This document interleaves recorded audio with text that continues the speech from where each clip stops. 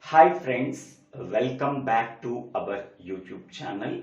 Today we have to discuss about design of control unit in computer organization and architecture course. First of all, what is the purpose of control unit? A control unit is mainly used for generating the control signals. By using that control signals, control unit can perform the various data transfer operations between the registers and also between the various functional units.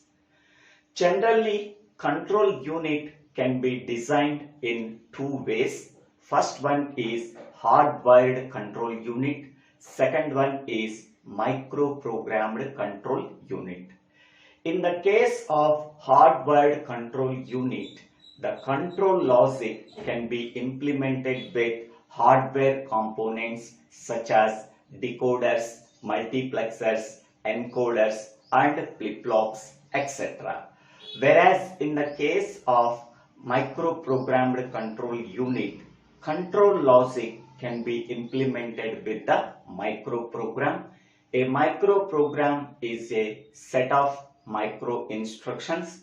Each and every micro instruction that can be stored in the control memory by using a particular format. That format can be called as micro instruction format.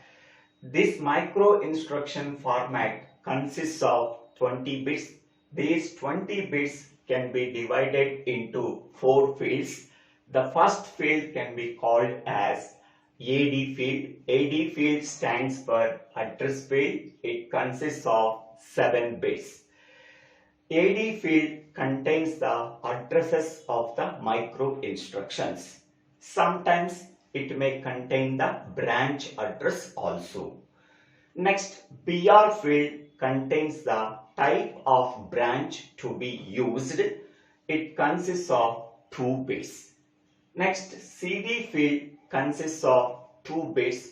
Based on the status bit conditions, we have to perform the branch operation.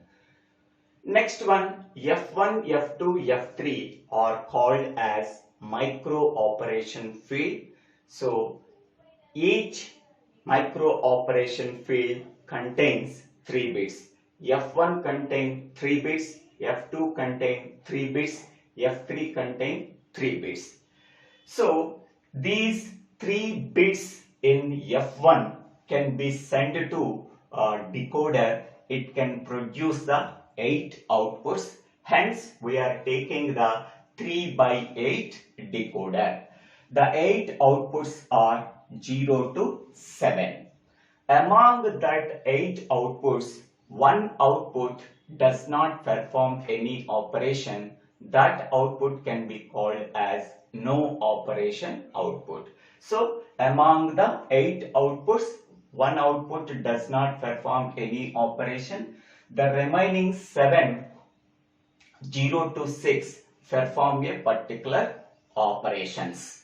So, 7 micro operations can be performed through the F1 field. Next, go to F2 field. F2 contains 3 bits. These 3 bits can be sent to the decoder. It can produce 8 outputs that are 0 to 7. Among that 8 outputs, one output does not perform any operation. The remaining 7 outputs are used for performing a specific micro operations. So, from F2 field, we are performing 7 micro operations. Now, F3 field contains 3 bits. These 3 bits can be sent to the decoder. It can produce 8 outputs. Among that 8 outputs, one output does not perform any operation. There is no operation output. And also another output can be used for a specific purpose. That output can be called as reserved output. That can be used for a particular purpose. Among the outputs, two outputs are not performing any operation. One is no operation output and another one is reserved output. So only 6 operations we have to perform through the F3 field. Total 7 plus 7 plus 6, that is 20 micro operations can be performed by decoding F1, F2, F3 fields. So generally a decoder is a combinational circuit. It can take n number of inputs. It can produce 2 power n number of outputs. Next one, this is the arithmetic logic and shift unit. It is used for performing arithmetic operations, logical operations and shift operations. Arithmetic operations such as addition, subtraction, complement, increment, etc. Logical operations such as logical AND, logical OR and complement operation. Shift operations are nothing but shift left operation, shift right operation. From the F1 field, maximum we are performing the arithmetic operations. From the F2 field, we are performing the logical operations. From the F3 field, we are performing the shift operations. So here, now consider the F2 field. In the F2 field, the decoded output 3 can perform the logical AND operation. The logical AND operation is performed between the accumulator and DR. Okay, so the data present within the accumulator and the data present between the data register, in between them we have to perform the logical AND operation using arithmetic logic and shift unit. Whatever the result we are getting, that result is again stored in the accumulator. Okay, so to perform the logical AND operation, we are requiring 2 operands. One operand is available in the accumulator, another operand is available in the data register. After performing the logical AND operation using arithmetic logic and shift unit between the accumulator and the data register, whatever the result we are getting, that result can be loaded into the accumulator once the positive clock pulse is applied to the accumulator. Next one, from the F2 field, we are performing only AND operation only. Next, from the F1 field, we are taking the decoded output 1. This output can be sent to the arithmetic and logic shift unit. We can perform the add operation. The add operation can be performed between the content of 2 registers that are present in accumulator and data register. To perform the add operation, we are required 2 operands. One operand is available in the accumulator and another operand is available in the data register. Okay, after performing the addition operation between the content of the accumulator and the data register through the arithmetic logic and shift unit, whatever the result we are getting, that result is again loaded into the accumulator when we are applying the positive clock pulse. Next one, we are taking the decoded output 4 from the F1 field that can be sent to the arithmetic logic and shift unit. Here we are taking the data transfer operation. We are performing the data transfer operation. The data present between the data register can be sent to the accumulator. So DR is the source register, AC is the destination register, in between them T is there.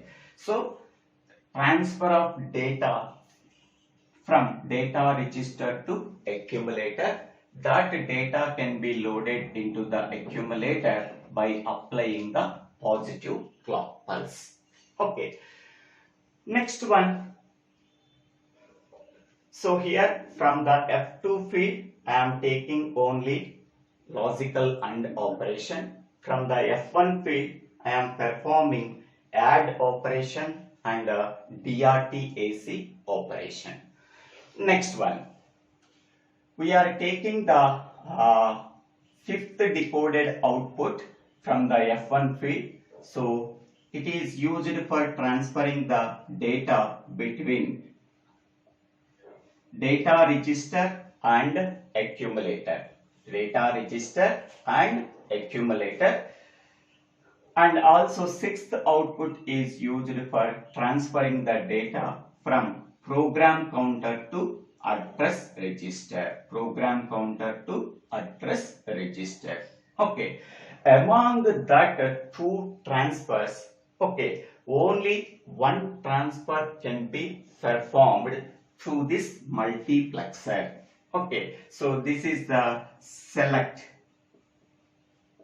This is the select input. By using that select input, among that two inputs, only one input is selected, either from PC or from the data register. Which input is selected, from that register, the data can be transferred to the address register. So this is DRTAR, sorry. DRTAR. The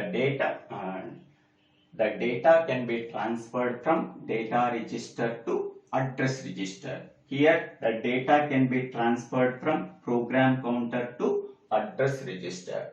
Among that two data transfer operations, only one operation is selected by using the selection inputs. If the select input value is 0, so this input is selected. Whatever the content that is present in the program counter, that can be loaded into the address register. Suppose if the selected output value is 1, so we are considering the data register.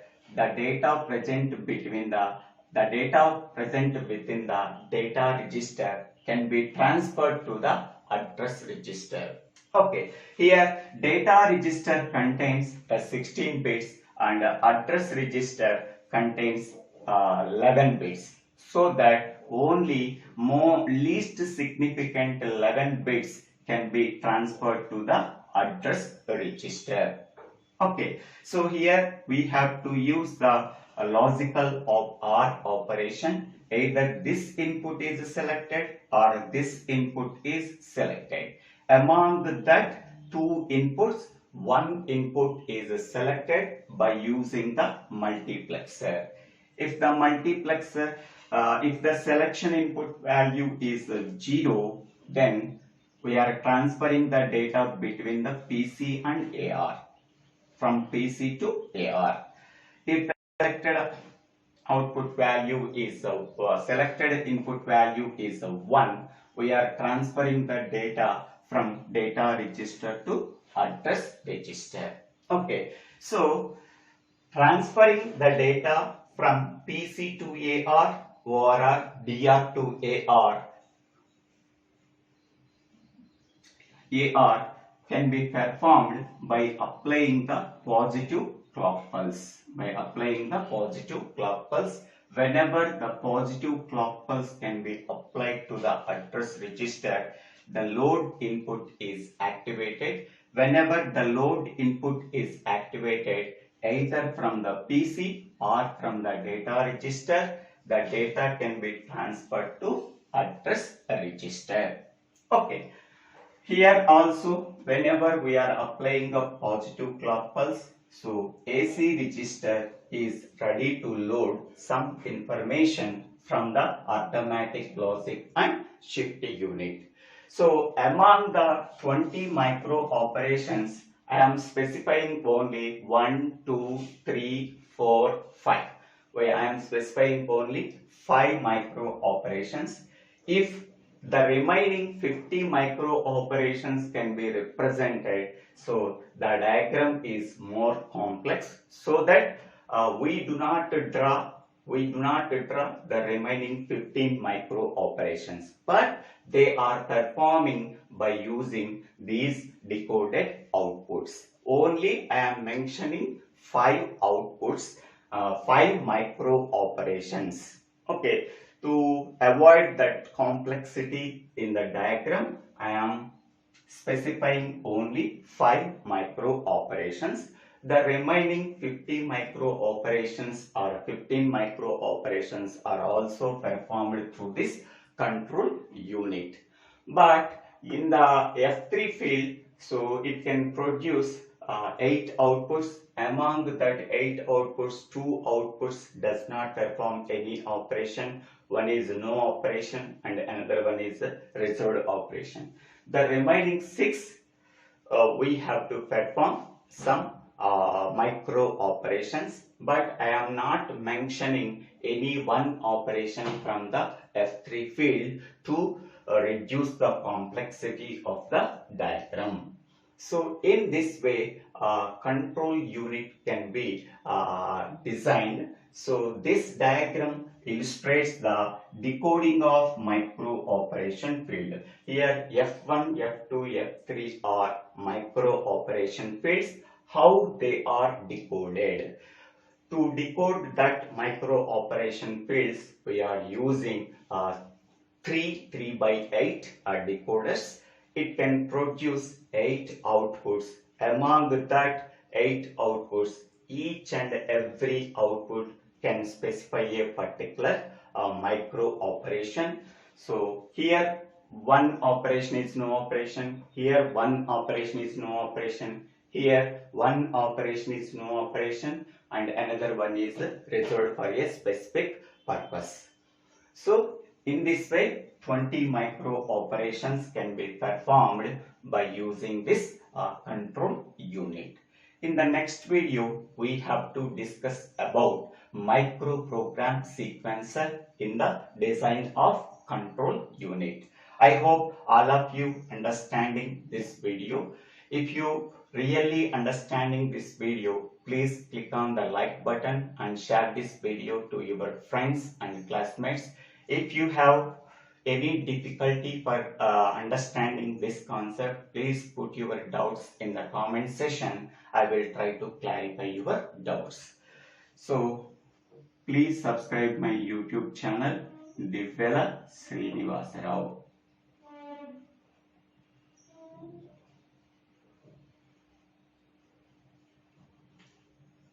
So don't forget to subscribe my YouTube channel. Please refer the previous videos. Thank you one and all for watching this video. Hi friends, welcome back to our YouTube channel. Today we have to discuss about microprogram sequencer in the design of control unit in computer organization and architecture course. The basic components of a microprogrammed control unit are: first one is control memory, second one is a circuit that selects the address of the next micro instruction. Control memory is mainly used for storing the microprograms. A microprogram is nothing but sequence of micro instructions that are stored in the control memory. Second one is a circuit that selects the address of the next micro instruction can be called as microprogram sequencer. A microprogram sequencer is a circuit that is used for determining the address of the next micro instruction to be executed in sequence while executing the current micro instruction. This is the block diagram of a microprogram sequencer. In that circuit, it consists of two multiplexers. multiplexer 1 and multiplexer 2. Multiplexer 1 is used for selecting only one address among the 4 address sources. Whatever the address source that is selected, that can be passed to the control address register. Whereas the second multiplexer is used to test the value of the selected status bit. The result of the text can be applied to the text variable t in the input logic circuit. Next one, here there are 4 address sources are there. Okay, the first address source is the incremented value of the control address register. Okay, so whatever the content that is present within the control address register, that can be incremented by the incrementer. Whatever the resultant address that can be obtained after increment, that can be passed to one of the multiplexer input, that is 0.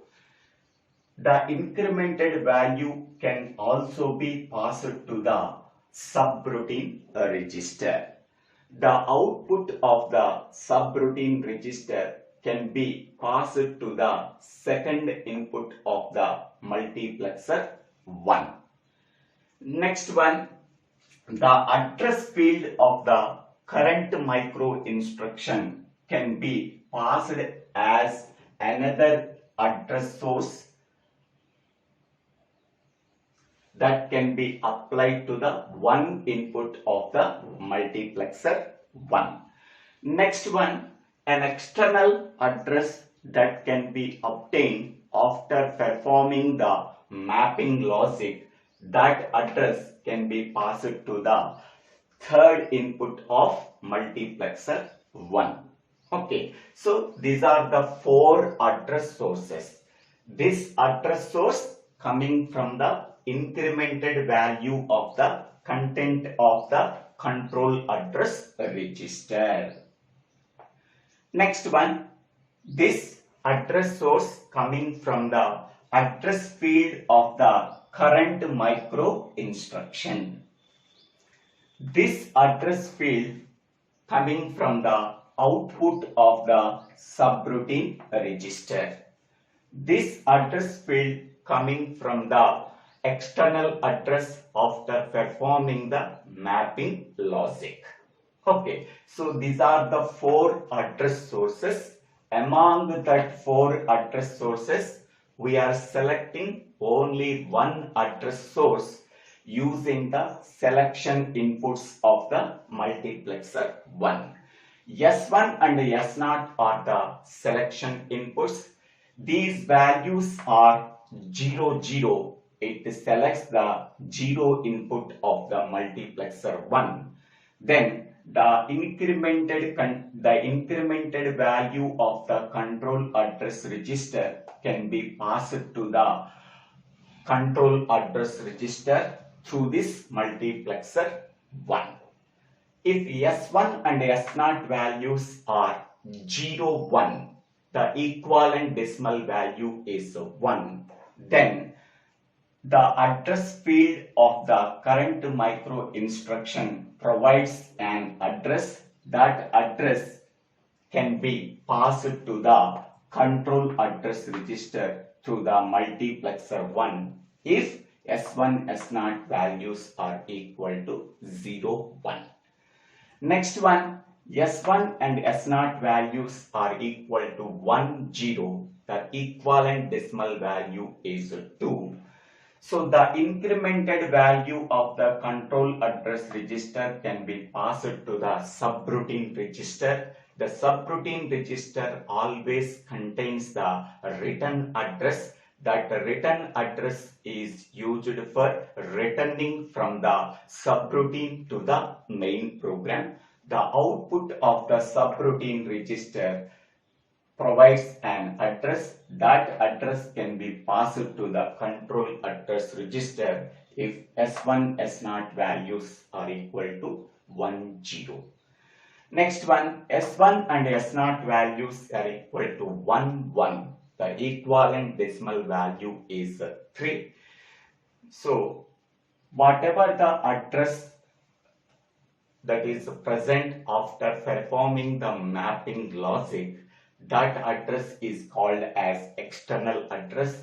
That address can be passed to the control address register if S1, S0 values are equal to 1, 1. Okay, next. How to get the incremented value of the control address register? Initially, the control address register executing the instruction that is available at 1000. While executing that instruction that is present at the address 1000, the control must determine what is the next instruction to be executed. The next instruction address can be obtained simply by incrementing the content of the control address register. So control address register contains 1000, that can be incremented by 1, then we are getting 1001. Okay, so next micro instruction address is 1001. This 1001 can be obtained by incrementing the content of the control address register by 1. That means 1000 plus 1, 1001. This 1001 can be passed to the 0 input of the multiplexer 1. Next one, the address field of the current micro instruction contains a branch address. That branch address can be passed to the 1 input of the multiplexer 1. Next one is, suppose we are executing 1001 instruction, then the control address register contains now 1001. In that 1001, call 1200. That means the control immediately transfer from the 1001 address to 1200 address. Here, this is a subprogram is there, that subroutine or subprogram. Once all the instructions within the subroutine are executed, the control again return from the subroutine to main program. So 1002 is the return address. This 1002 return address is stored in the subroutine register. How we are getting the 1002? While executing the current micro instruction 1001 that is available in the CAR, what is the next micro instruction address? That is 1002. That can be obtained simply by incrementing the address by 1. That address can be passed to the subroutine register. So 1002 is the return address, while return address that can be obtained after executing all the instructions within the subroutine when we are calling the subroutine 1200 at 1001 address. This address is passed to the second input of the multiplexer 1. Next one is how we are getting this address. So this is the normal instruction. It consists of two parts. One is address part and the second one is a opcode part. First 12 bits represents the address part.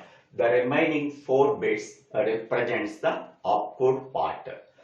So here we have to map the current current instruction to the address for the control memory. For that purpose, we have to use the mapping logic. Mapping logic is used for translating the instruction address for the control memory. Okay, so here in the normal instruction, opcode contains only 4 bits. But in the case of control memory, every instruction address contains 7 bits. These 4 bits can be translated into 7 bits by using the mapping logic.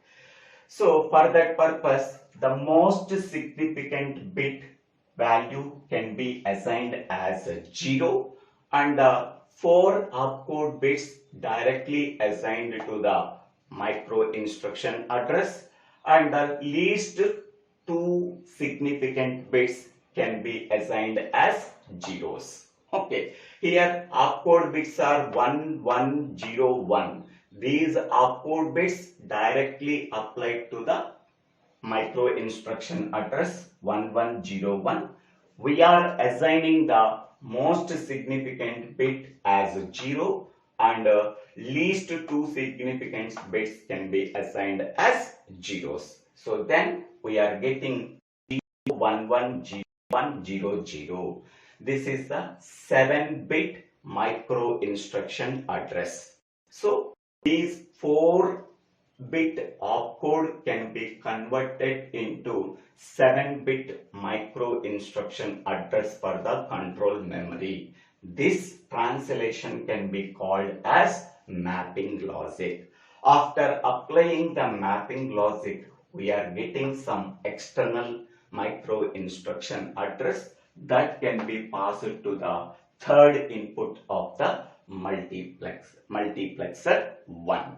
In this way, we have to select only one address source among the 4 address sources. Whatever the address that is selected, S1 and S0 selection variables, that address can be passed to the control address register through the multiplexer 1. So this is the simple description of the 4 address sources. Okay, next one is CD field. Okay, CD field is nothing but conditional field.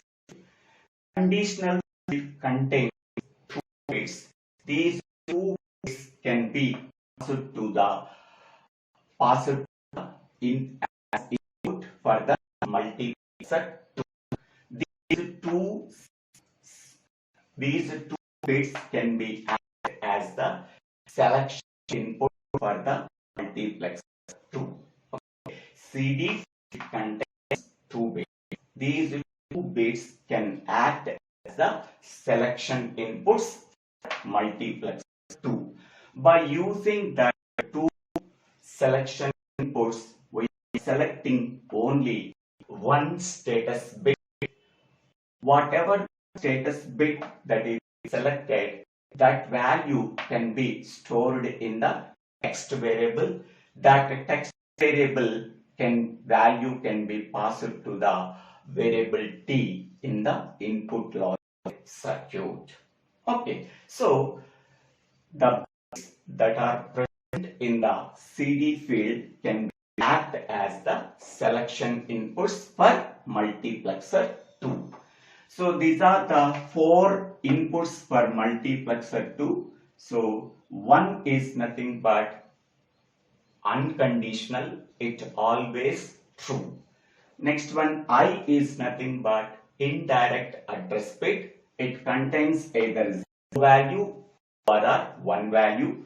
S is nothing but sum bit. It contains either 0 value or 1 value. Z is nothing but it contains a 0 value or a 1 value. By using the selection inputs of CD field, we are selecting only one status bit among the 4 status bits. Whatever status bit that is selected that contains either 0 value or 1 value, that can be passed to the text variable t. T value may be 0 or may be 1. This one, this is the input logic circuit. The input logic circuit can contain 3 inputs. One is I1, second one is I1, third one is T. I1 and I0 bit values can be taken from the BR field. So BR field contains 2 bits. These 2 bits can be passed to the I1, I0 and I1 bits.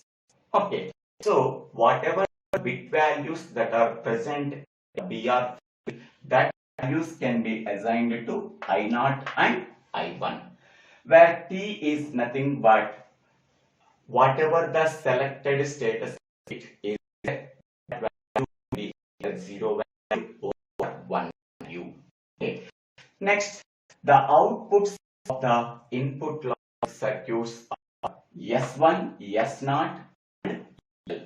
S1 and S0 are the selection variables for multiplexer, and L is used for enabling the subroutine register, enabling the load input of the subroutine register. Okay, so input logic circuit contains 3 inputs, I0, I1 and T.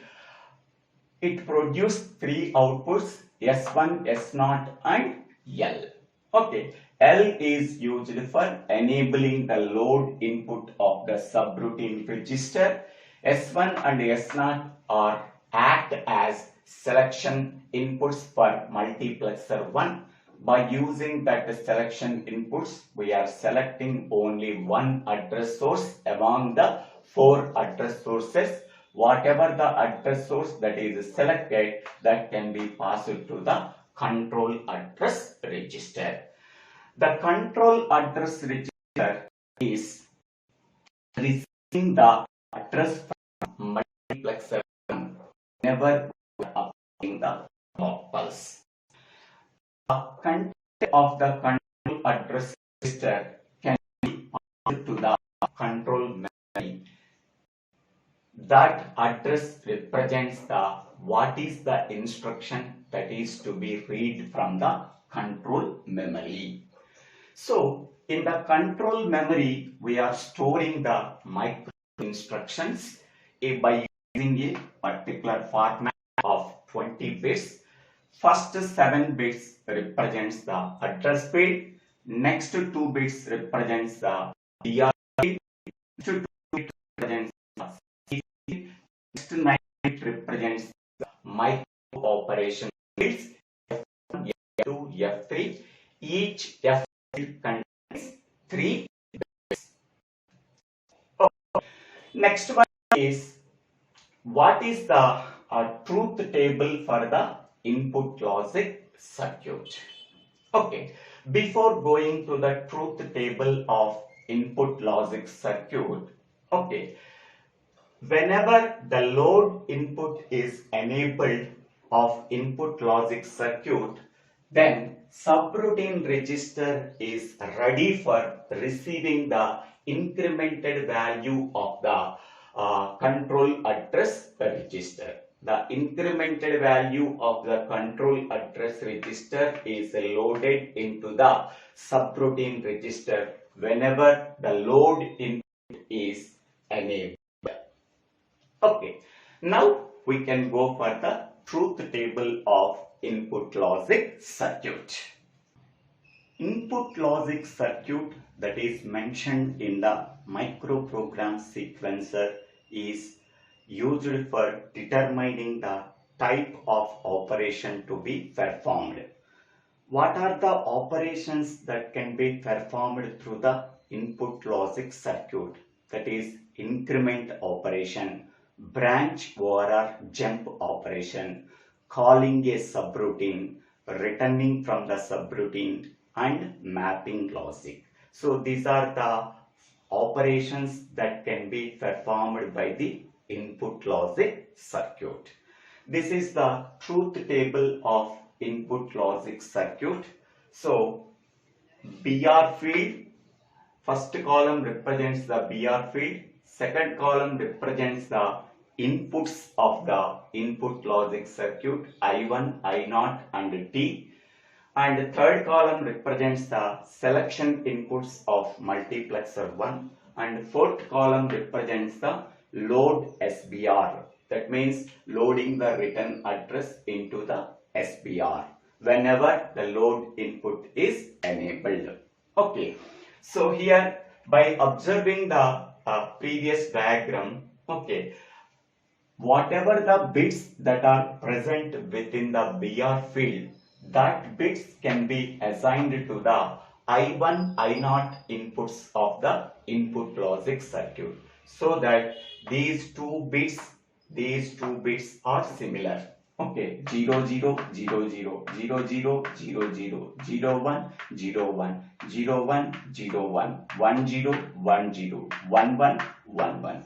So BR field is equal to the I1, I0 field of the input logic circuit, because the bits that are present in the BR field can be assigned to the I1, I0 input of the input logic circuit, and T is nothing but output of the selected status bit from multiplexer 1.